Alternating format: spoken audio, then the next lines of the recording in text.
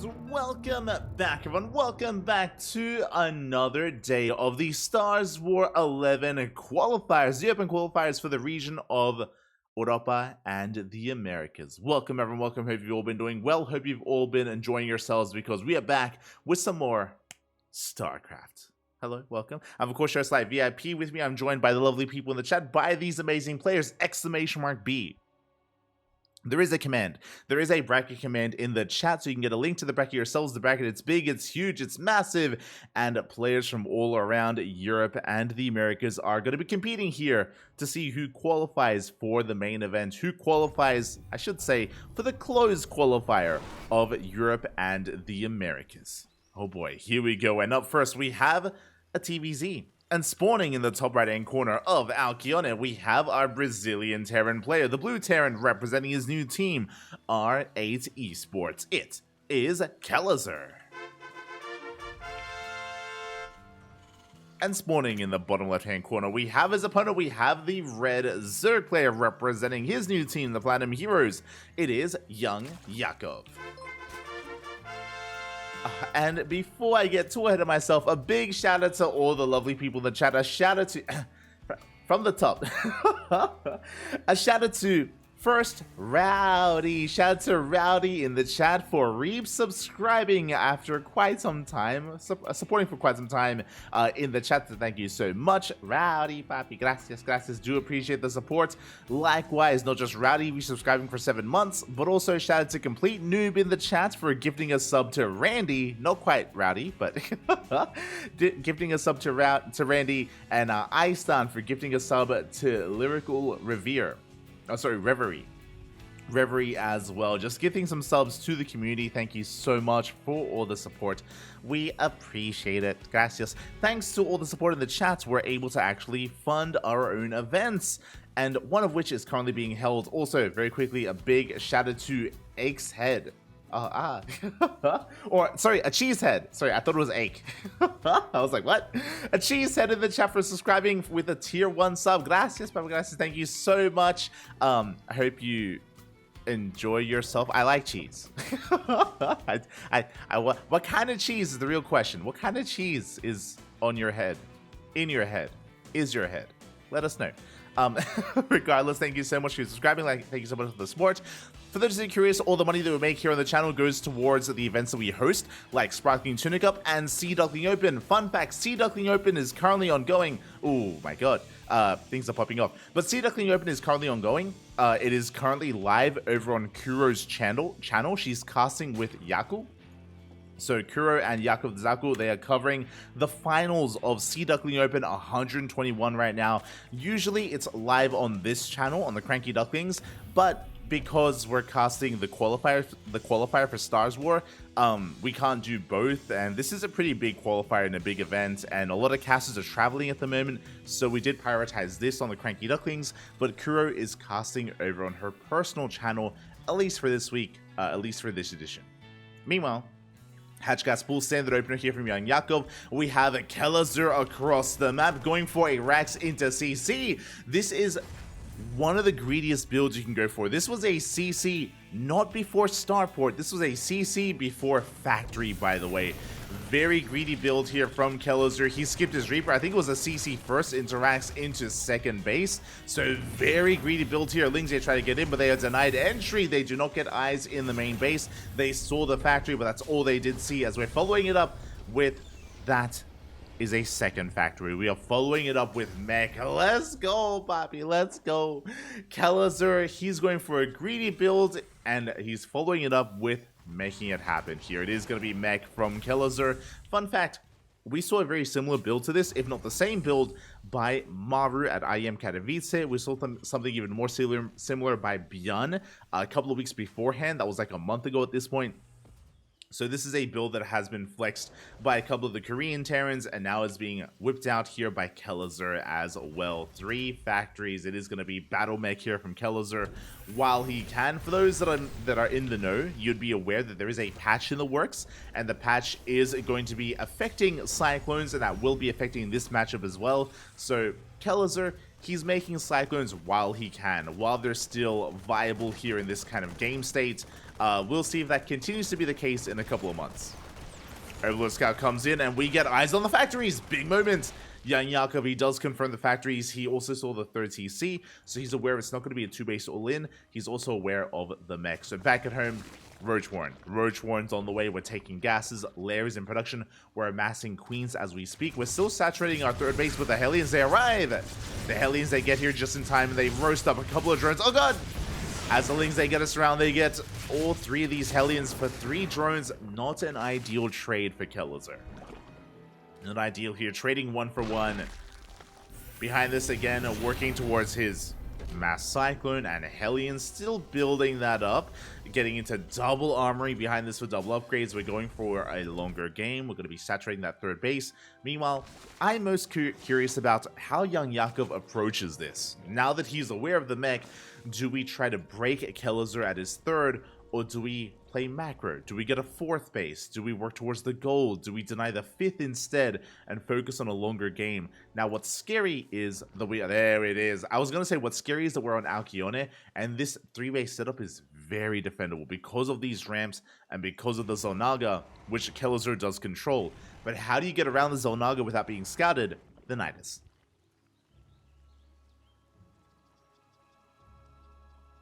Nidus Worm is on the way, so YoungYakov is going for an all-in. Up, he catches the Cyclone. Barely does get it as well. Very nice pick up there by YoungYakov across the map. Queen's going to be holding the line here against the Cyclones to begin with, and we have Roaches amassing. We're cutting workers here at 58. That is sub 3-base saturation. 58 workers. Nidus into the main base, and do we have vision? We don't. We don't see. Oh my God, Kelazhur. He doesn't know until now. He does check with the Cyclone, and he does come across that Nidus. He will try to focus it down, but there's only one Cyclone. The Nidus finishes. Does finish in time. It will be transfused, and we will get away with the Nidus Worm. Roaches are flooding into the main base. Kelazhur out of position. Out of position. Late scout, late reaction here out of Kelazhur. Boys are going down. And we're going to be camping the production. Again, 0 tanks here from Kelazhur. Can we get on top of that factory? Can we get on top of that tech lab? Hellions are falling. Cyclones are getting quite a bit of damage done. They're getting a lot done here, but YoungYakov, he will be on top of that ramp. He has the concave. He has the better positioning. And again, Kelazhur trying to push up his ramp into his own main base. The tank comes out. No, but the tank goes down. The tank is targeted, and there's only Cyclones to defend. And Cyclones pushing into Roaches. It's not going to happen. We're just rallying across the map. 14 SCVs go down. We have control of the main base. We have creep everywhere. The main base has fallen, or sorry, has been lifted.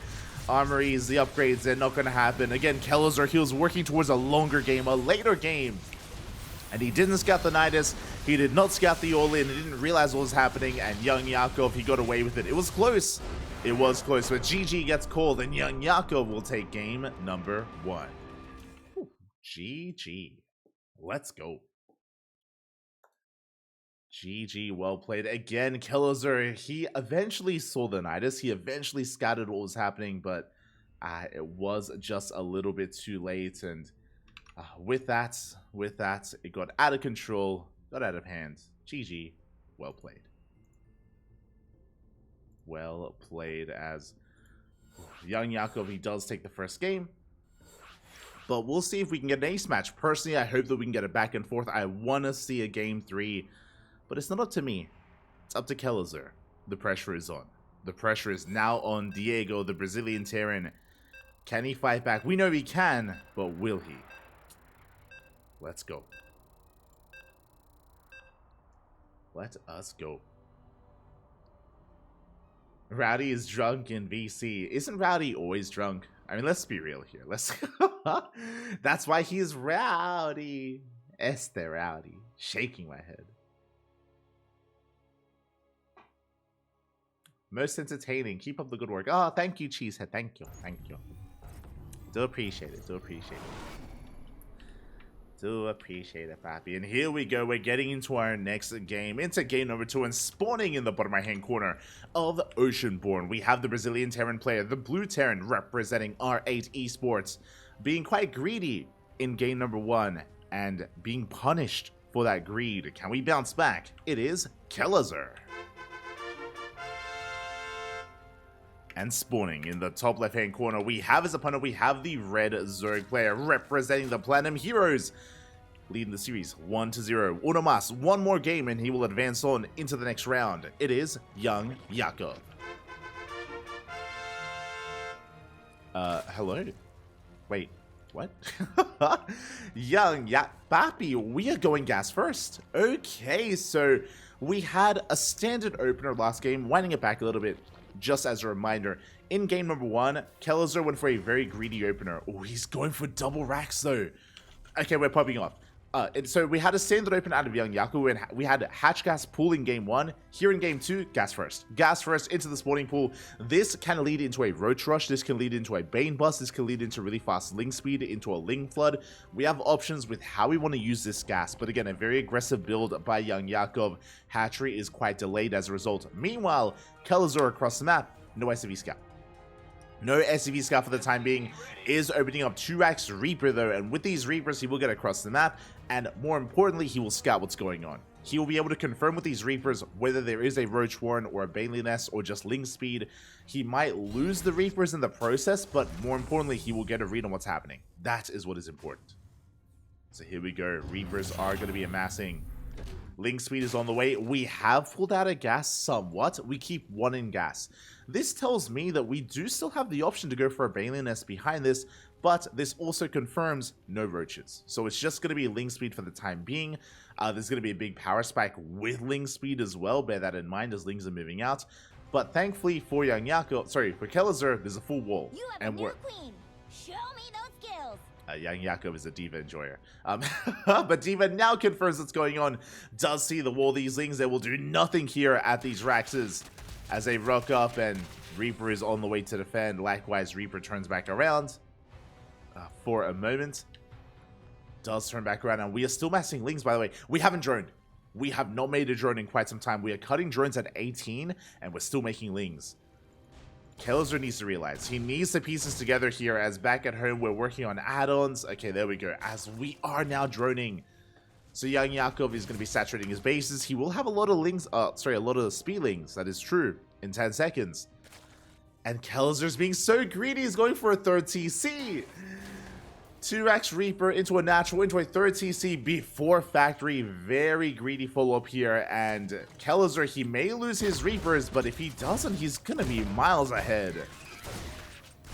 Yeah, the Speedlings are gonna try and collapse on top of these. Looks like 1 Reaper goes down, but very nice kiting here out of Kelazhur, shaving off so many Lings as we lose another Reaper. Only 1 left, and it should be shut down. Up, up, up. Oh my god. There we go, the Reapers do fall. Now Kelazhur's in the dark as to what is going on. But again, Kelazhur, he has a solid wall and he's being so greedy, and he should get away with all this greed. Now, it isn't just that Kelazhur is being greedy here, it's also the fact that YoungYakov wasn't. That YoungYakov delayed his natural, if you remember. He delayed his natural. He spent a lot of larva making Lings instead of drones. So economically, YoungYakov is still playing catch up. On top of that, because of the greed of Kelazhur, he's getting further ahead in the economy. So I would say that Kelazhur has the economic lead, and he's about to boom in his economy as well. Once he gets his 3rd base up and running, Baneley Nest on the way. A very early Baneley Nest here by YoungYakov. I am curious. He did see the factory. A Baneley Nest this early could be one of 2 things. Either just a very safe Baneley Nest, but this was a 4-minute Baneley Nest. I'm feeling a Bane Bust. I'm feeling a Ling Flood Bane Bust with this. There's no other reason to throw down a Baneley Nest this early on. There it is. Lings are on the way. The goal here, flood Lings, catch the Hellions, and bust across the map. We're going all in. We should be going all in with this. And yeah, YoungYakov, he's just making nothing but Lings on that production tab. Now remember, Kelazhur has been greedy. Right now, he is vulnerable, and he doesn't really have much to work with. He's got Hellions that are out on the map. There's no Winter Mines, there's no tanks, there's no bunker, there's nothing ready. We need a scout. We need to figure out what's going on. You can see here the Lings are being hidden. The Lings are being hidden in the main base, and now we pull the trigger. We're going across over the Hellions. They're out of position. Hellions are out of position. They're over on the right-hand side. They're being kept busy by the Queens. And the Lings, they're flooding out. Banelings are soon going to be on the way, and Kelazhur has no idea. And there they are. The Banes, they're coming, Papi. They're coming. Banelings are on the way, and Kelazhur, He's freely getting into his add-on swap. Banshee's moving out again. No bunker whatsoever. No prioritization of units. No secondary wall. We scan. The Hellions are trading with Lings. It's okay. It's, you know, it's some damage. But here comes the bust. YoungYakov, he is going to be committing here. Cutting workers at 41. And flooding all his Lings across the map. The wall's open! Not like this. The wall happens to be open as well. Banelings, they flood into the mineral line. They break through into the natural. And Kelazhur, he has been broken. Hellions, they race back home, but it's not going to be enough. We were caught with our pants down. Kelazhur wanted a longer game. He wanted a later game, but it's not going to happen here as Lings, they broke in the natural. They're busting into the main base. The SCBs are going to be going down. Late reaction there by Kelazhur. He's muling his heart out. He has 3 bases, but there is no answer to these Lings. The Banelings once again. They crash into the SCVs. 42 workers go down. And that's going to be all she wrote again. Kelazhur, he was looking for a longer game. GG gets called, and YoungYakov takes the series 2-0. GG.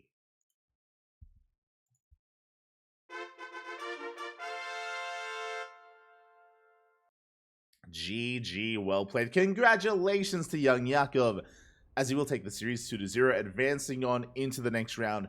A very fast series, and I'm not gonna lie, a part of me feels a little bit unsatisfied because basically in game 1 and game 2, Kelazhur was stopped before he could really get into his game. You know, he was stopped before he could really get into his build, into an army, into the swing of things, before he could really start playing StarCraft. YoungYakov, he was there to stop him. In game 1, it was the 3-base Nidus all-in with Queen Roach.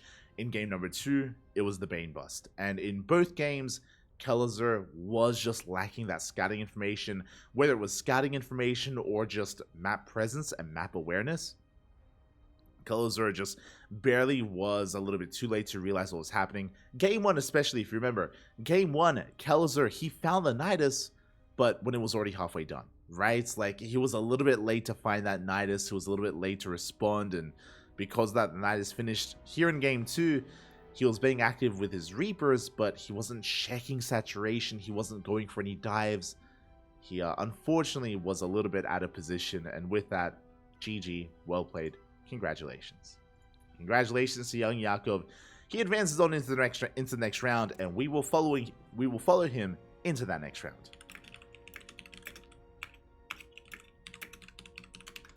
We will follow him. Let me just slip into some DMs and make sure we don't get left behind.